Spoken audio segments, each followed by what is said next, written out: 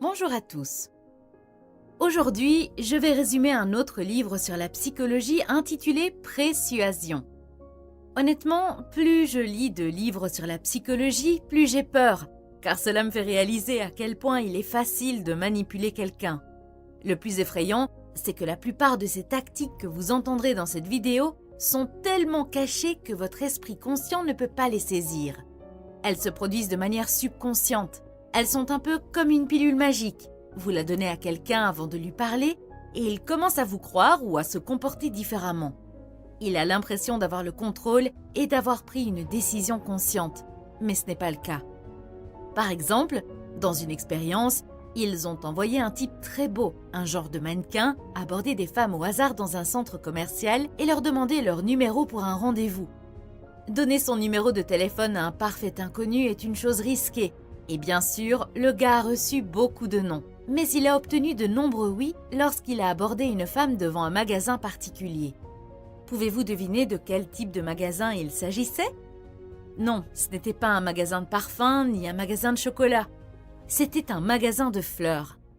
Si vous regardez bien, les fleurs sont liées à la romance et cela a inconsciemment influencé leur comportement et les a poussés à donner leur numéro. Après l'expérience, ils ont demandé aux participants qui avaient donné leur numéro si le magasin avait eu un rapport avec leur décision. Tous ont répondu « Bien sûr que non, j'ai pris la décision consciente de donner mon numéro ». Dans une expérience similaire, un homme aborde à nouveau les femmes dans la rue pour leur demander un rendez-vous. Cette fois, les chercheurs ont testé comment les résultats changeraient en fonction de l'objet que le gars portait dans sa main au moment où il approchait les femmes. Il y avait un objet particulier qui apportait beaucoup de oui. Pouvez-vous deviner quel était cet objet? C'était un étui à guitare. Prenons un autre exemple dans le monde des affaires. Une expérience intéressante a été menée sur un magasin de meubles en ligne. Les chercheurs ont dirigé la moitié des acheteurs vers une page d'accueil dont l'image de fond était constituée de doux nuages et l'autre moitié vers une page contenant des photos de pièces de monnaie. Les personnes dont l'image d'arrière-plan était des nuages ont concentré leur attention sur le choix de meubles en fonction de leur douceur et de leur confort, tandis que les personnes qui ont vu des pièces de monnaie en premier lorsqu'elles ont visité la page se sont concentrées sur le prix et ont essayé de trouver les options les moins chères. Après l'expérience, lorsqu'on leur a demandé si les pièces de monnaie ou les nuages avaient joué un rôle dans leur décision, tous ont ri et ont répondu non. Ils ont dit qu'ils étaient indépendants et conscients. Les nuages ou les pièces n'ont eu absolument aucun impact sur eux. D'accord, jusqu'à présent, les deux expériences étaient liées à des objets visuels. Et si nous utilisions des mots? Peut-on créer le même effet mais avec des mots? La réponse est oui, et voici comment. Un vendeur n'arrive pas à vendre son produit de 75 000 $. Chaque fois qu'il mentionne le prix, de nombreux clients essayaient de négocier et lorsqu'il n'obtenait pas le prix inférieur qu'il souhaitait, il s'en allait. De cette façon, le vendeur perdait beaucoup de clients. Il a alors fait un petit changement. Pendant sa présentation, avant de mentionner le prix, il disait en plaisantant « Il est évident que je ne peux pas vous faire payer 1 million de dollars pour ce produit ». À chaque fois qu'il prononçait cette phrase, presque personne n'essayait de négocier le prix ou ne se plaignait que 75 000 $ était beaucoup d'argent. Pourquoi? Parce que 75 000 $ semblait un petit montant comparé à 1 million de dollars. Et oui, je suis tout à fait d'accord avec vous pour dire que mentionner 1 million de dollars en plaisantant n'a rien à voir avec le produit de 75 000 $ et ne devrait pas changer le comportement des gens. Mais ce n'est pas la réalité. La réalité est que, inconsciemment, cela a eu un impact sur la perception du prix par les gens. Dans une expérience, les spécialistes du marketing voulaient que les clients testent une nouvelle boisson énergétique et leur donnent leur avis. De nombreuses personnes n'étaient pas d'accord, ce qui est assez compréhensible car le produit était nouveau et cela pouvait créer une résistance. Les spécialistes du marketing ont donc essayé une autre tactique. Cette fois, avant de faire la demande, ils ont demandé aux gens s'ils se considéraient comme des aventuriers. Beaucoup d'entre eux ont répondu oui, ils sont aventureux.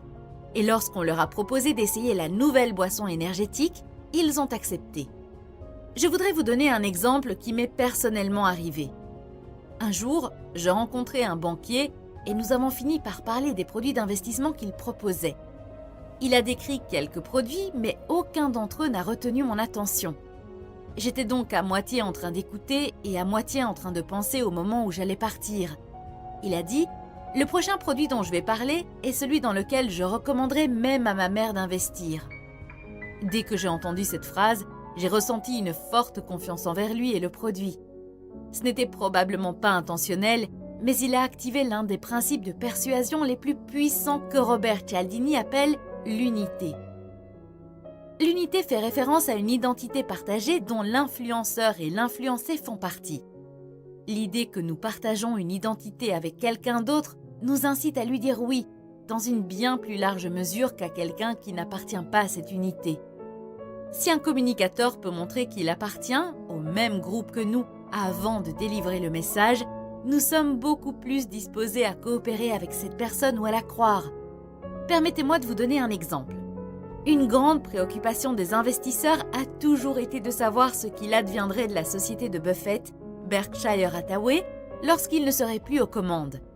Dans une lettre aux actionnaires concernant les plans de succession, Buffett a écrit « Je vais vous dire ce que je dirais aujourd'hui à ma famille si elle me posait des questions sur l'avenir de Berkshire. » Avec ce langage, Buffett était très convaincant car il disait qu'il conseillait les lecteurs de la même manière qu'il conseillerait un membre de sa famille. La forme la plus puissante d'unité se trouve dans la famille. Les gens se donnent beaucoup de mal, même au péril de leur vie, pour aider leurs proches. Robert montre comment vous pouvez utiliser l'unité familiale, même lorsque vous essayez d'influencer des personnes qui ne sont pas vos propres parents. Dans l'un de ses cours universitaires, Robert demandait aux étudiants et à leurs parents de remplir un questionnaire. Le taux de réponse des étudiants était toujours très élevé, mais celui des parents était généralement beaucoup plus faible, souvent inférieur à 20%. Une petite modification a permis d'augmenter le taux de réponse des parents à 97%. Quelle était cette petite astuce? Robert a dit qu'il donnerait aux élèves un point supplémentaire sur un test si leurs parents répondaient à l'enquête. Un point sur un test dans un cours d'un semestre est un avantage sans conséquence. Il est peu probable qu'il ait un quelconque impact sur la note finale de l'élève, mais en invoquant le concept d'aide à un membre de la famille, il a multiplié par 5 le taux de réponse qui est passé de faible à presque parfait. Les implications de ces études et de ces exemples sont énormes. Cela signifie que si je peux attirer votre attention sur la serviabilité, l'équité ou le romantisme avant de donner mon message, vous deviendrez à ce moment-là une personne serviable, équitable ou romantique. En d'autres termes, en utilisant les tactiques de persuasion, je peux changer votre identité dans cette situation particulière. Je peux changer qui vous êtes, je peux changer la façon dont vous vous percevez, je peux changer la façon dont vous me percevez et percevez mon message. L'expérience suivante est assez impressionnante et explique pourquoi nous nous laissons influencer si facilement. En Belgique, des chercheurs ont réuni un groupe de personnes et leur ont montré une photo d'un objet ménager mais avec une image de fond différente. Ils ont divisé les personnes en 3 groupes. Sur l'image de fond du premier groupe, il y avait une personne seule, debout. Sur l'image d'arrière-plan du deuxième groupe, il y avait 2 personnes debout, l'une à côté de l'autre, séparément. Enfin, sur l'image d'arrière-plan du troisième groupe, 2 personnes se tenaient côte à côte. Au cours de l'expérience, les chercheurs se sont levés et ont accidentellement fait tomber plusieurs objets sur le sol afin de déterminer qui, parmi ces 3 groupes, se mettrait à genoux pour les aider. Dans le premier et le deuxième groupe, seulement 20% des personnes ont aidé, mais les résultats étaient 3 fois plus élevés dans le troisième groupe, qui avait une image de fond de 2 personnes se tenant côte à côte. Ce n'est pas la partie la plus intéressante de l'expérience. La partie la plus intéressante est que les sujets de cette expérience n'étaient que des enfants de 18 mois, qui n'avaient aucun raisonnement logique et pouvaient à peine parler.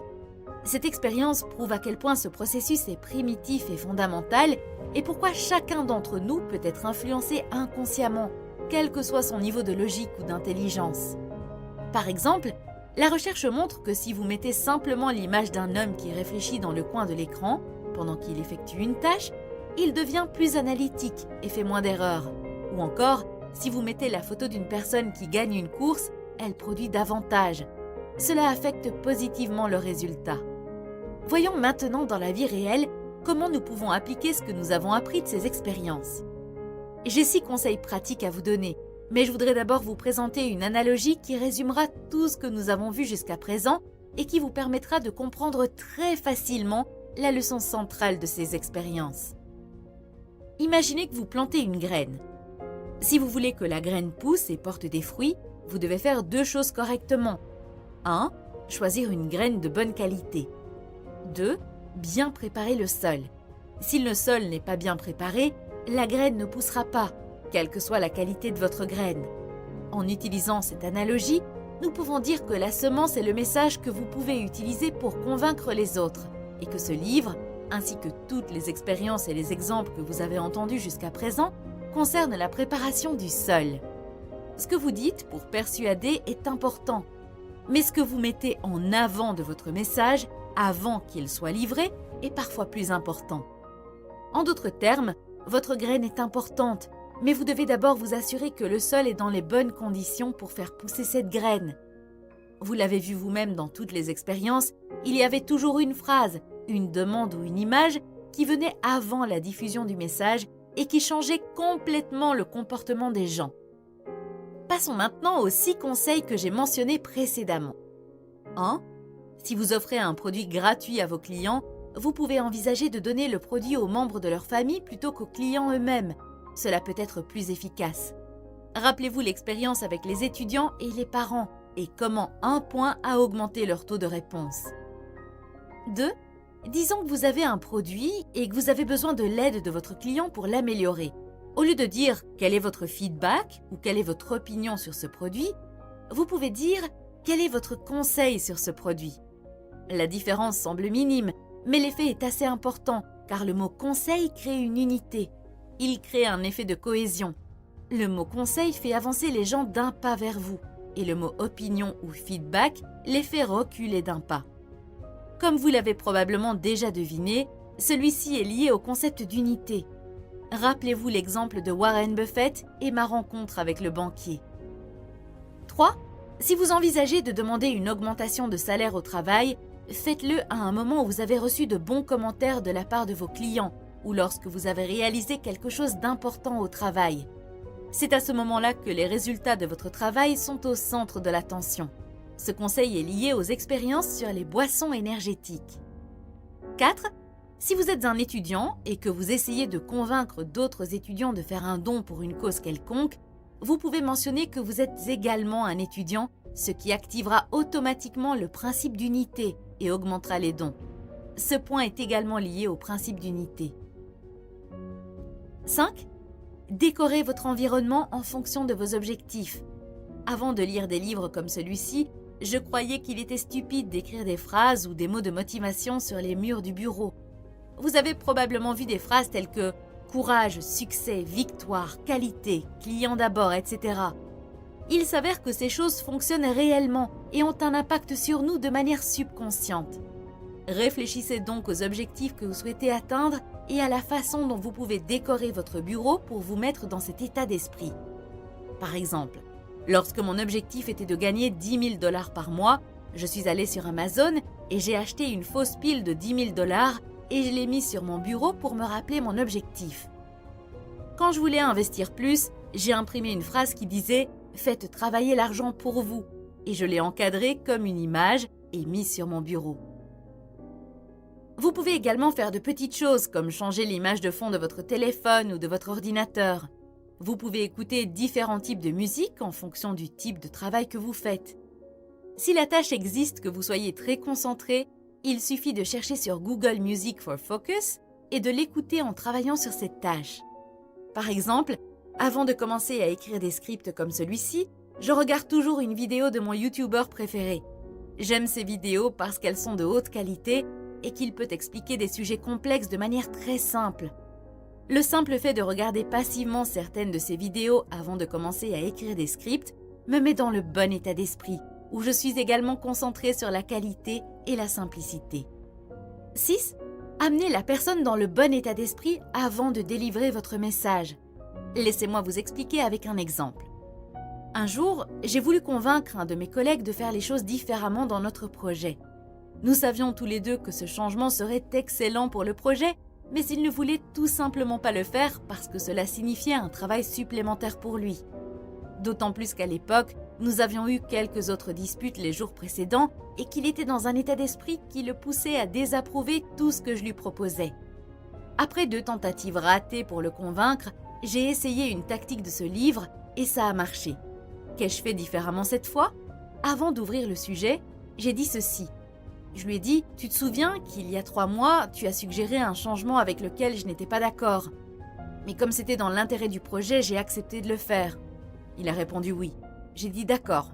Aujourd'hui, grâce à ce changement que tu as suggéré, nous avons de grandes améliorations dans notre projet. À l'époque, j'étais contre, mais j'ai accepté ce que tu as suggéré parce que c'était le mieux pour le projet. Il ne s'agissait pas de toi ou de moi, il s'agissait de ce qui était le mieux pour le projet. Aujourd'hui, je te demande un changement et nous savons tous les deux que c'est ce qu'il y a de mieux pour le projet.